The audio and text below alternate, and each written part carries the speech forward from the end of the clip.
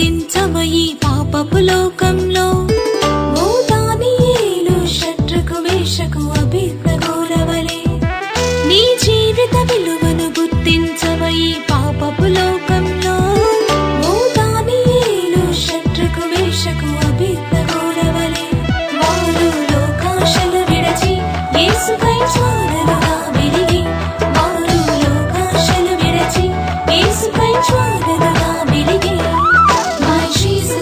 My Jesus, you're precious like a pearl. You're Alpha, you're Omega, you're the only God true. My Jesus, you're precious like a pearl. You're Alpha, you're Omega, you're the only God true.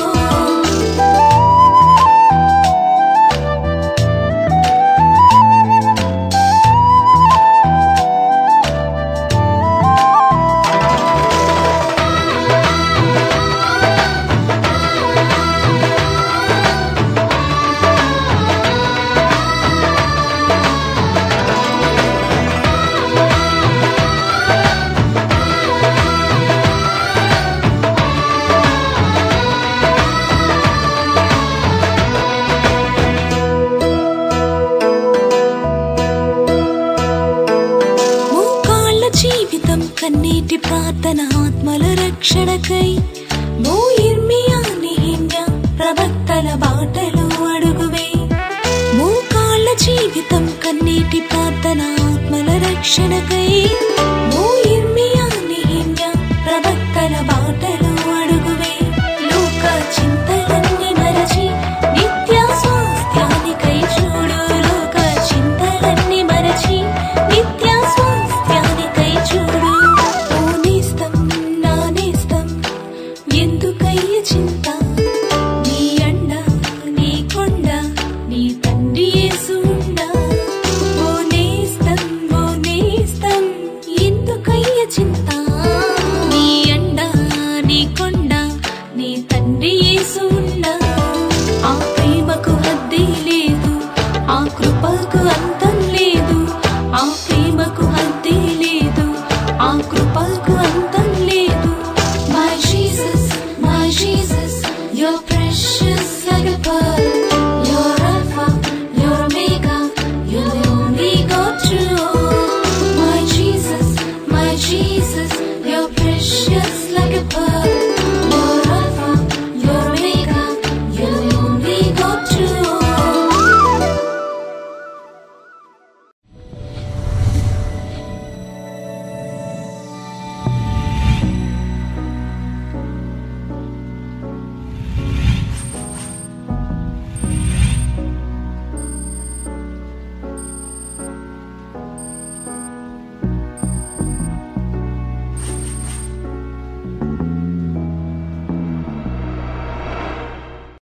హల్లెలూయా. సువార్త ప్రకటించడం నిషేధించబడిన ఒక రాజ్యంలో అంట సువార్త ప్రకటించాడని చెప్పి ఒక నేరాన్ని మోపి ఒక సువార్తికుడిని రాజుగారి కొలువులోకి తీసుకెళ్లారంట. ఆ సువార్తికుని చూస్తున్న రాజుగారు ఆగ్రహంతో కోపంతో మండిపోయి ఈయన్ని శుభ్రంగా కొరడాలతో కొట్టండి అని చెప్పాడంట. రక్తాలు కారే వరకు ఈయన కొట్టండి అని చెప్పాడు. వెంటనే పక్కనున్న మంత్రి అన్నాడంట, అమ్మో రాజా, అలా చేస్తే దేవుని కొరకు నిందించబడ్డం అవమానించబడ్డం గొప్ప భాగ్యంగా ఎంచుకుంటారు అని చెప్పి అంటే, అయితే సరే ఇతన్ని కత్తి తీసుకొచ్చి తెగ తలని నరికేసేయండి అని చెప్పారట. వెంటనే పక్కనున్న మంత్రి, రాజా అలా చేస్తే దేవుని కొరకు హతసాక్షి అయిపోయానని చెప్పి ఎగిరి గంతులేస్తాడు, పరలోకంలో నారక భాగ్యం అధికమైపోయిందని చెప్పి. అయితే సరే అని చెప్పి ఈయన్ని ఊరు బయటికి తీసుకెళ్ళి చెట్టుకు కట్టేసి శుభ్రంగా రక్తాలు కారే వరకు చావగొట్టండి అని చెప్పాడట. అమ్మో రాజా, అలా చేస్తే యేసు ప్రభు పొందిన హింసల్లోని నేను కూడా పాలిభాగస్తుణ్ణి, ఇక మీదట నా కొరకు పరలోకంలో జీవ కిరీటం ఉన్నదని చెప్పి వీళ్ళందరూ చెప్పుకుంటారు. అంటే విసిగిపోయిన రాజు మంత్రి కాసి చూసి, ఇంకా ఏం శిక్ష వేయమంటావయ్యా, అదేదో నువ్వే చెప్పు అన్నాడంట. అప్పుడు మంత్రి అన్నాడంట, రాజా ఒక 100 ఎకరాలు మంచి సాగు భూమి ఈయనకి ఇవ్వండి, ఒక గంప నిండా బంగారు, ఒక గంప నిండా వజ్రాలు, కొన్ని గొర్రెలు మేకలు ఇవన్నీ కూడా ఇచ్చి పంపించండి అన్నాడంట. రాజుగారు ఒకసారి మంత్రి గారికి చూసి ఇది శిక్ష అని అన్నాడంట. లేదు రాజా, ఇటువంటి వారికి ఇదే తగిన శిక్ష. ఎందుకంటే ఈ వ్యక్తి సుఖభోగాల్లో పడిపోయి క్రమంగా దేవుని మర్చిపోతాడు. ఈ ధనధాన్యాలు ఇవన్నీ కూడా రోజు లెక్క పెట్టుకొని దేవుని క్రమంగా మర్చిపోతాడు. దేవుని మర్చిపోయి దేవునికి దూరం అయిపోయి క్రమంగా నరకానికి దగ్గరవుతాడు, నరక పాలైపోతాడు. ఇటువంటి వారికి ఇదే తగిన శిక్ష అని చెప్పాడంట. సుఖభోగాలు దేవునికి దూరం చేస్తే శ్రమలు కష్టాలంట దేవునికి దగ్గర చేస్తాయట. ఏ సేవకుడు కూడా రెండిటికి దాసుడుగా ఉండడు. మత్తయి సువార్త 6వ అధ్యాయం 24వ వచనం, ఎవడునూ 2 యజమానులకి దాసుడుగా నుండనేరడు. అతడు ఒకరిని ద్వేషించి ఒకరిని ప్రేమించును, లేదా ఒకరిని పక్షంగా నుండి మరి ఒకరిని తృణీకరించును. మీరు దేవునికిని సిరికిని దాసులుగా నుండనేరరు. ఎస్, మనం ఈ లోకంతో సంబంధం పెట్టుకుంటే, ఈ లోకంలో సుఖభోగాల్ని మనం అనుసరిస్తే, ఇవే కావాలనుకుంటే తప్పకుండా నువ్వు దేవునికి దూరం అయిపోతావు. కానీ కష్టాల్లో శ్రమల్లో నువ్వు దేవుని వెతికావంటే నువ్వు తప్పకుండా ఈ లోకాన్ని ద్వేషిస్తావు, నువ్వు దేవునికి దగ్గరవుతావు. అందుకే మంచి మాట, అద్భుతమైన మాట దావీదు భక్తుడు కీర్తనలు 119:71 వచనంలోని మంచి మాట మాట్లాడుతున్నాడు దావీదు. నేను నీ కట్టడలు నేర్చుకున్నట్లు శ్రమ నొంది ఉండుట నాకు మేలాయను. దావీదు ఎవరండి? అప్పటికి గొర్రెల కాపరి కాదు, ఆయన ఒక గొప్ప రాజు. రాజుగా ఉంటున్న వ్యక్తికి సుఖభోగాలకి ఆయనకి ఎక్కడా కొదువు లేదు. ఆ వ్యక్తి చెప్తున్నాడు, శ్రమ నొంది ఉండటం నాకు మేలు.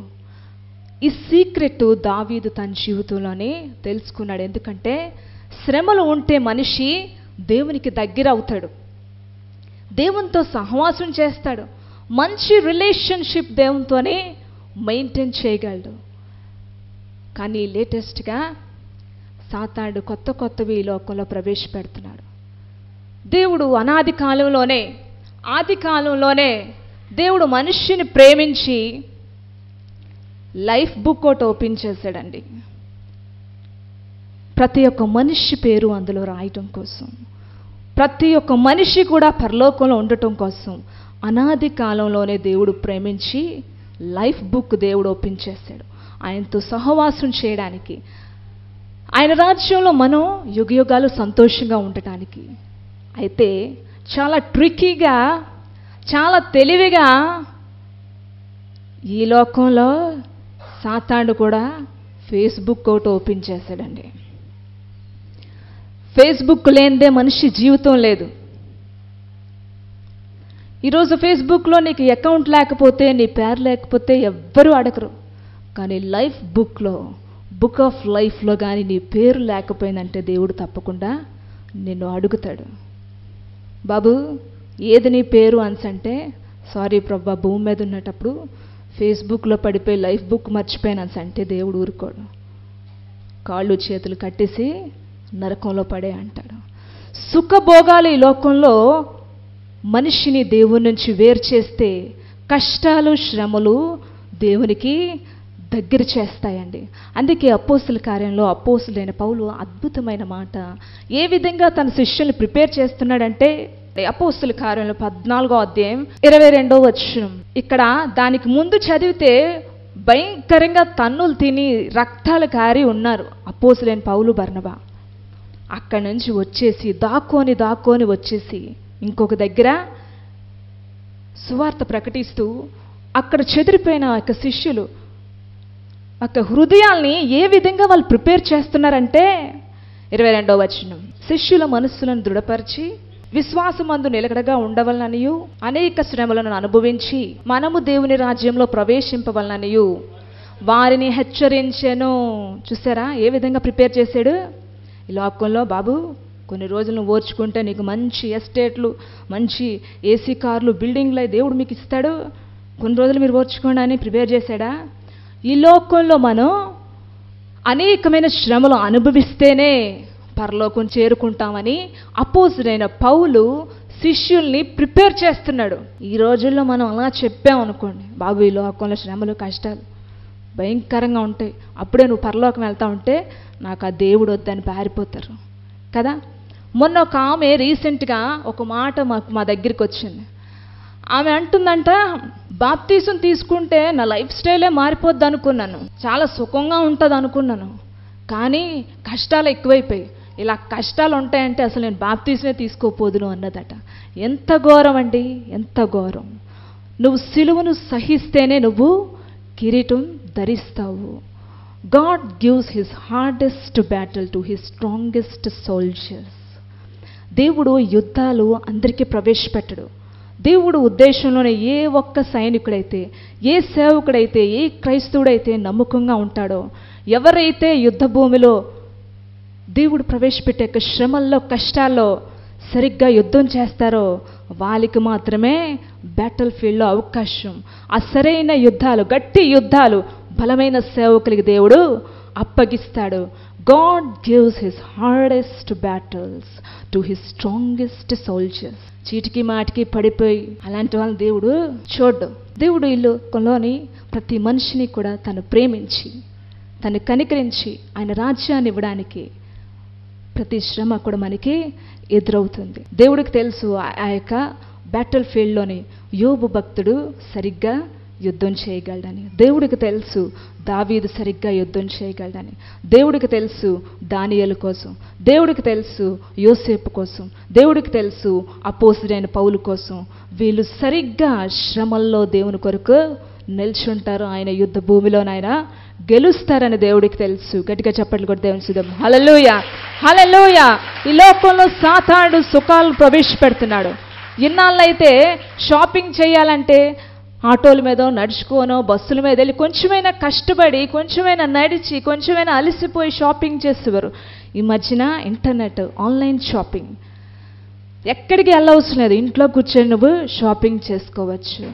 తద్వారా శరీరంలో రోగాలు ఎక్కువైపోతున్నాయి, మనిషి ఆయుసు తగ్గిపోతుంది, క్రమంగా నరకానికి దగ్గర అయిపోతున్నాడు. 10 గంటలైనా ఇంటర్నెట్ ముందు కూర్చుంటున్నారు, ఫేస్బుక్ల మీద కూర్చుంటున్నారు.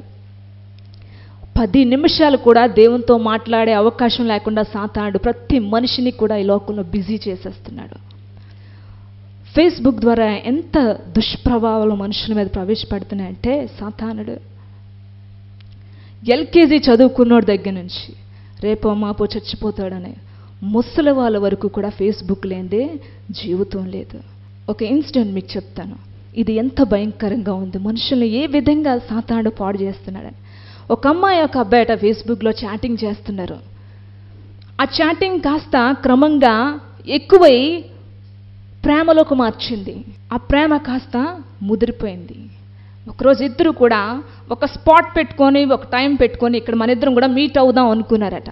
ఆ రోజు మీట్ అయ్యారు, ఒకరినొకరు చూసుకున్నాను, నివ్వెరపోయి బెదిరిపోయారు, సిగ్గుపడిపోయారండి. ఎందుకో తెలుసా, వాళ్ళిద్దరూ కూడా ఒకే ఫ్యామిలీకి చెందిన అన్నా చెల్లెళ్ళు, వేరే వేరే ఫొటోస్తో, వేరే వేరే అడ్రస్లతో ఈ విధంగా జరిగింది. ఇంకొక ఇన్సిడెంట్ ఇలాగే వేరే వేరే ఫొటోస్, వేరే వేరే అడ్రస్లతో చాటింగ్ చేసి భయంకరమైన పాపానికి గురైపోయారు. ఒకరోజు వాళ్ళ అడ్రస్లు కనుక్కుంటే ఒకే ఫ్యామిలీకి చెందిన సొంత తండ్రి కూతుర్లు. చూసారా సాతానుడు ఏ విధంగా ముసుగు వేసి మనుషుల్ని ట్రాప్ చేస్తున్నాడో. యోసేపు జీవితంలో పాపానికి దూరంగా పారిపోయాడు. ఆ తండ్రి అంగీ కుట్టించకపోతే అన్నలకు కోపం వచ్చేది కాదు, వారి కోపం రాకపోతే ఆ గోతులో పడేసేవారు కాదు, ఆ గోతులో పడేయకపోతే వర్తకులు పట్టుకెళ్ళి పొతీఫర్ ఇంట్లో వేసేవారు కాదు. బానిస బ్రతుకు బతికేడండి. ఆ పొతీఫర్ యొక్క భార్యతోనే కానీ ఆ ఇన్సిడెంట్ జరగకపోతే మళ్ళీ జైలుకి వెళ్ళేవాడు కాదు. ఆ యొక్క ఫరోకి కానీ ఆ కళ యొక్క భావం చెప్పకపోతే తనకు రాజ్యాన్ని రాజరికమును యోసేపు దక్కించుకునేవాడు కాదు. కొన్ని సంవత్సరాల్లో ఎన్ని జరిగాయి యోసేపు జీవితంలో. ఇన్ని శ్రమలు, ఎన్ని కష్టాల్లోని ప్రభువుకి నమ్మకంగా జీవించబట్టే రాజ్యాధికారాన్ని సంపాదించుకున్నాడు. ఫరో యొక్క కుమార్తెని పెళ్లి చేసుకున్నాడు. గట్టిగా చెప్పాలి కూడా దేవునిస్తాం. హల్లెలూయా. అపోస్తలుడైన పౌలు కోసం దేవుడు అద్భుతమైన మాట చెప్తున్నాడు. దేవుడికి తెలుసు కొంతమంది కోసం వీలైతేనే సహించగలరు, వీలైతే నా కొరకు నమ్మకంగా జీవించగలరని. అపోస్తలుడైన పౌలు కోసం ఎప్పుడైతే సౌలుగా ఉని అప్పుడే మారు మనసు పొంది ఉన్న ఆ యొక్క సౌలు దగ్గరికి దేవుడు చెప్తున్నాడు, అననీయ నువ్వు వెళ్ళు, ఆయన కోసం నువ్వు ప్రార్థన చేయన్స్ అంటే అననీయ భయపడిపోతున్నాడు. ప్రభా, ఈ వ్యక్తి నిన్న మొన్న వరకు కూడా యెరూషలేములోని అనేక పరిశుద్ధులు యెరూషలేములో పరిశుద్ధులందరినీ కూడా చంపించాడు. క్రైస్తవులంటే పడదు, ఇటువంటి భయంకరమైన వ్యక్తి దగ్గరికి నేను ఎలా వెళ్ళి ప్రార్థన చేస్తాను అంటే దేవుడు అపోస్తలుడైన పౌలు కోసమే గొప్ప సాక్ష్యాన్ని ఇస్తున్నాడు. అపోస్తల కార్యంలో 9వ అధ్యాయం 15వ వచనం. అందుకు ప్రభు, నీ వెళ్ళుము, అన్యజనుల ఎదుటను రాజుల ఎదుటను ఇజ్రాయేలీల ఎదుటను నా నామం భరించుటకు ఇతడు నేనేర్పరచుకున్న సాధనమై ఉన్నాడు. ఇతడు నా నామము కొరకు ఎన్ని శ్రమలు అనుభవించవలెనో నేను ఇతనికి చూపుదునని అతని కొరకు చెప్పాను. చూసారా, ఒక దేవాది దేవుడు ఒక మనిషి కోసం సాక్ష్యం ఇస్తున్నాడు. నువ్వు వెళ్ళు, ఈ వ్యక్తి నా నామం కొరకు ఎన్ని శ్రమలు అనుభవించాల్సిందో నేను ఇతనికి చూపిస్తానని చెప్పి. ఇంకొక దగ్గర పరిశుద్ధాత్మ దేవుడేనట అపోస్తలుడైన పౌలు కోసం ప్రతి పట్టణంలో కూడా సాక్ష్యాన్ని ఇస్తున్నాడు. ఇంకొక దగ్గర అపోస్తల కార్యంలో కూడా పరిశుద్ధాత్మ దేవుడు అపోస్తలుడైన పౌలు కోసం ప్రతి చోట కూడా అపోస్తలుడైన పౌలు చెప్తాడు, ప్రతి పట్టణంలో కూడా నా కొరకు పరిశుద్ధాత్మ దేవుడు సాక్ష్యం ఇస్తున్నాడు. ఇతని కోసం బంధకాలు శ్రమలు కూడా ఎదురు చూస్తున్నాయని. మన కోసం కానీ దేవుడు అలా చెప్పాడు అనుకోండి, మనం ఏం చేస్తాం? బాబాయ్, నాకు దేవుడు వద్దని చెప్తాం. ఈ లోకంలో సుఖభోగాలు దేవునికి దూరం చేస్తే కష్టాలు శ్రమలు నిన్ను దగ్గరగా చేస్తాయి. మొన్న రీసెంట్గా ఒక అమ్మాయి మెసేజ్ పెట్టింది, అక్క నేను దేవునికి ఎంత నమ్మకంగా జీవిస్తున్నాను, దేవుని కొరకు పరిశుద్ధంగా జీవించాలని, దేవునితో ఎక్కువ సహవాసం చేయాలని, దేవుని కొరకు మంచిగా బ్రతకాలని చెప్పి నేను ఎంతైతే ఆశపడుతున్నానో అంత భయంకరమైన శ్రమలు మా ఇంట్లో అక్క. భయంకరంగా బూతులు తిడుతున్నారు నన్ను, భయంకరంగా ఇంకా ఆడుకోవడని మాటలు మాట్లాడుతున్నారు, భయంకరమైన హింసలు, భయంకరమైన వేతనలో నేను ఉన్నాను. రాత్రంతా కూడా నిద్రపోలేదు, బైబిల్ పట్టుకొని అలాగ ఏడుస్తూనే ఉన్నాను. ఆ ఏడుపుకి బైబిల్ అట్టంతా కూడా తడిసిపోయింది అక్క. కానీ దేవుడు నాతో మాట్లాడాడు అని చెప్పి ఏడుస్తూ ఒక మెసేజ్ పెట్టిందండి. నేను చెప్పాను, నువ్వు దేవునికి నమ్మకంగా జీవించాలనుకుంటున్నావు కాబట్టి, నువ్వు దేవునితో సహవాసం కలిగి ఉండాలనుకుంటున్నావు కాబట్టి, దేవునితో ఒక రిలేషన్షిప్ నువ్వు కోరుకుంటున్నావు కాబట్టే నీకు నిందలు అవమానాలు అని చెప్పి మత్తయి సువార్త 5వ అధ్యాయం 11వ వచనం నువ్వు చదువమ్మాయి అని చెప్పి ఆ వర్స్ ఆ అమ్మాయికి నేను పెట్టాను. నా నిమిత్తము ప్రజలు మిమ్మల్ని నిందించి అవమానించి మీ మీద చెడ్డ మాటలెల్లా పలికినప్పుడు మీరు ధన్యులు, పరలోకమందు మీరు ఫలం పొందారని నమ్మండి అనే వాక్యం అక్కడ ఉంటుంది. నిజంగా అక్క, ఈ వాక్యం నిజంగా నా కోసమే వచ్చింది.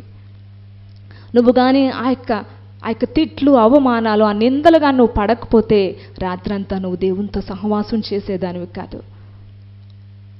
నిజంగా ఈ మాట నాకెంతో ఆదరణకరంగా ఉంది. ఇక మీదట ప్రాణం పోయినా నేను దేవుని కొరకు నమ్మకంగా జీవిస్తాను, ఇవేవి నేను పట్టించుకోనక్క అని చెప్పి తను మళ్ళీ మెసేజ్ పెట్టిందండి. గట్టిగా చెప్పాలి కూడా దేవుని సిద్ధం. హల్లెలూయా, హల్లెలూయా. సుఖభోగాలు నిన్ను దేవునికి దూరం చేసేస్తాయి. సాతాడు కొత్తవి ఇన్వైట్ చేస్తున్నాడు ప్రపంచంలో. ఏ విధంగా ఒక మనిషి దేవునికి దూరం అవుతాడో కనిపెడుతున్నాడు. కానీ కష్టాలు శ్రమలు దేవుని కొరకు నువ్వు యథార్థంగా ఉండి పడే ప్రతి కష్టం, ప్రతి శ్రమ కూడా దేవుని నిన్ను హత్తుకునేలా చేస్తాయి. ధనవంతుడు లాజరు కోసం చూస్తే, నా ప్రాణమా తిను తాగు సుఖించు అంటున్నాడు ధనవంతుడు. దేవుడు అంటున్నాడు, వెర్రివాడా, ఈ రాత్రికి నీ ప్రాణాన్ని నేను అడుగుతున్నాను అంటున్నాడు. సుఖభోగాల్ని కోరుకున్న ఈ ధనవంతుడు ఆ క్షణంలోనే నరకానికి వెళ్ళిపోయాడు. దరిద్రులతో జీవించాడు. తిండి లేదు, బట్టలు లేవు, ఒంటి నిండా రోగాలే, అయినా సరే దేవుని కొరకు నమ్మకంగా జీవించాడు లాజరు. పరలోకానికి వెళ్ళిపోయాడు. ఈ లోకంలో సుఖభోగాలు నరకానికి తీసుకెళ్ళాయి. ఈ లోకంలో శ్రమలు కష్టాలు దేవుని దగ్గరికి తీసుకెళ్ళాయి. ఇది మీ దగ్గరికి వచ్చింది. ఈ లోకంలో సుఖాన్ని కోరుకుంటారా? కష్టాలు శ్రమలు కోరుకుంటే మనకి కావాలని దేవుడు పెట్టడు, కానీ ఆయన మనల్ని షార్ప్ చేయడానికి, ఆ యొక్క కొలిమిలో మనల్ని కాల్చడానికి, ఆ కొలిమిలో మనం కాల్చబడినప్పుడు మనం శుద్ధ సువర్ణంగా తయారయ్యి ఆ యొక్క జీవ కిరీటానికి మనం హక్కుదారులం అవుతాం. గట్టిగా చెప్పట్లు కూడా దేవునిస్తాం. హల్లెలూయా, హల్లెలూయా, హల్లెలూయా.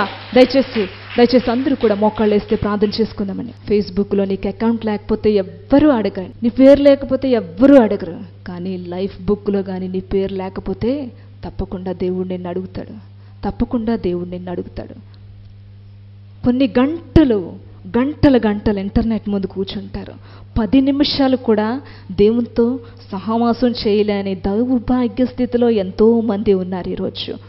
మంచిగా ప్రార్థన చేసేవాడు కూడా, మంచిగా దేవునితో సహవాసం చేసేవారు కూడా ఈరోజు దిగజారిపోయి ఉన్నారు. ఆయన రాకడ అతి సమీపంలో ఉంది. మీరు దేవునికి భయపడకుండా మీ యొక్క జీవితాలను మార్చుకోకుండా ఉన్నారంటే సాతానుడు మిమ్మల్ని ట్రాప్ చేస్తాడు. జాగ్రత్త, ఆయన రాకడ అతి సమీపంగా ఉంది. ఇవి నా మాటలు కాదండి, దేవుడు మీతో మాట్లాడుతున్నాడు. దేవుడు మీతో మాట్లాడుతున్నాడు. సుఖభోగాలకి నువ్వు అలవాటు పడ్డావేమో, కష్టపడో నేర్చుకో. ఈరోజు పనులు రావండి, మాకు వంట చేయడం రాదండి. పనులా అంటే ఏంటి అనే లేటెస్ట్ డేస్లోని సుఖభోగాలకు అలవాటు పడిపోయారు. సాతానుడు ప్రవేశపెడుతున్నాడు. ఇంకా ఇంకా ఇంకా ఏ విధంగా? చేతిలోకే ఇంటర్నెట్, మొబైల్ నెట్. నువ్వు బాత్రూంలో, బెడ్రూమ్లో, హాల్లో ఎక్కడున్నా ప్రపంచాన్ని నీ చేతిలో పెట్టి ఇచ్చాడు నీకు సాతానుడు. ప్రపంచంతో సహవాసం చేయాలి. ఇది మీరు మనిషి గ్రహించట్లేదు. క్రమంగా దేవునికి దూరం అయిపోతున్నాడు. ఈ క్షణం వరకు నీ బ్రతుకు నీకు అలాగే ఉంటే గనుక ఈ దినమే నువ్వు మారు మనసు పొందు. దేవుడు నీతో మాట్లాడుతున్నాడు. మై డియర్ యంగ్ పీపుల్, మీతో దేవుడు మాట్లాడుతున్నాడు. నువ్వు ఎటువంటి పాపపు జీవితంలో కూరిపోయి నువ్వు విడిచిపెట్టు. మళ్ళీ నాకు నీతో ఉన్న సహవాసం కావాలయ్యా, నాకు ఈ లోకం ఈ సుఖభోగాలు కాదు నాయన. నన్ను ప్రతి క్షణం నువ్వు నన్ను ఎంతో కాపాడుతున్నావు. నీ కృప లేకపోతే నేను దినమేమైపోతున్నా. కుటుంబ ప్రార్థన చేసుకోండి, దేవుని వెతకడం నేర్చుకోండి. ఈ లోకం సుఖభోగాలు మిమ్మల్ని నరకానికి తీసుకెళ్తే, శ్రమలు కష్టాలు నిన్ను పరలోకం తీసుకెళ్తాయి. ప్రేమైన పరలోకపు తండ్రి, అయ్యా, ఏ వ్యక్తి అయితే హృదయంలో పశ్చాత్తాపం పడుతున్నాడో, అవునయ్యా నా జీవితంలో ఈ లోకానికి దగ్గరే నీకు దూరం అయిపోయాడు అని ఏ వ్యక్తి జీవితంలో పశ్చాత్తాపడుతున్నాడో నాకు తెలియదు. దయచేసి ఆ హృదయ రహస్యాలను చూసే దేవుడు ఆ మనిషితో మాట్లాడండి. నువ్వు మాట్లాడండి ప్రభా. నువ్వు మాట్లాడితే మనిషి బ్రతుకుతాడు ప్రభా. ఈ లోకం మాకు శాశ్వతం కాదు, నువ్వు శాశ్వతం, నీ రాజ్యం శాశ్వతం. నీకొకరికి ఒక్క ఆత్మను సంపాదిస్తే ఆ ఆస్తి మాకు శాశ్వతం. హల్లెలూయా ప్రభా, నీ రాజ్యం కావాలి, నువ్వే కావాలి. నీ కొరకు నేను బ్రతకాలని ఆశపడుతున్నాను అని ప్రతి ఒక్కరు కూడా దేవునితో మీరు ఒక నిబంధన ఈ దినం నుంచే చేసుకోండి. ఈ దినం నుంచే ప్రభా, నాకు ఈ లోకంతో సంబంధం వద్దు బాబోయ్. ప్రభువా, ఎంత భయంకరంగా ఉందో ఈ లోకం. సాతానుడు ఎంత ట్రాప్ చేస్తున్నాడు ఒక్కొక్క మనిషిని. పిల్లలు లేదు, పెద్దోళ్ళు లేదు, ఆడవారు లేదు, మగవారు లేదు, యవనస్తులు లేదు, వృద్ధులు లేదు, ప్రతి ఒక్కరిని కూడా ట్రాప్ చేస్తున్నాడు. ముసుగు వేసి మరి పాపాన్ని చేయిస్తున్నాడు నరకానికి తీసుకెళ్ళడానికి. మనిషిగా నువ్వు గ్రహించావంటే నువ్వు దేవుని వైపు ఈ దినమే తిరుగుతావు పశ్చాత్తాపంతో. ప్రభా, నన్ను క్షమించు. ఈ దినం నుంచి నేను నీ కొరకు బ్రతకాలని ఆశపడుతున్నాను. నీ యొక్క రాజ్యం కొరకు నేను బ్రతకాలని ఆశపడుతున్నాను. నీ రాజ్యాన్ని కట్టడానికి నా యువకుల్లో అగ్ని వండించాను అడిగండి ప్రభా. ప్రతి ఒక్క మాట మనిషిని పట్టుకోవడానికి సాయం చేయండి. ఏ మనిషి అయితే పశ్చాత్తాపంతో ఒప్పుకుంటున్నాడో ఇప్పుడే హృదయంలో నెమ్మది, శాంతి, సమాధానాన్ని దయచేయండి. ఆ మనిషిని నీ వైపు తిప్పండి ప్రభా. ఈ లోకానికి సాతానికి గురి కాకుండా నీ వైపు తిప్పండి. నిన్ను హత్తుకునే భాగ్యాన్ని దయచి నా చిరైడనే యేసుక్రీస్తు నామములో అడుగుతున్నాను తండ్రి. ఆమేన్, ఆమేన్.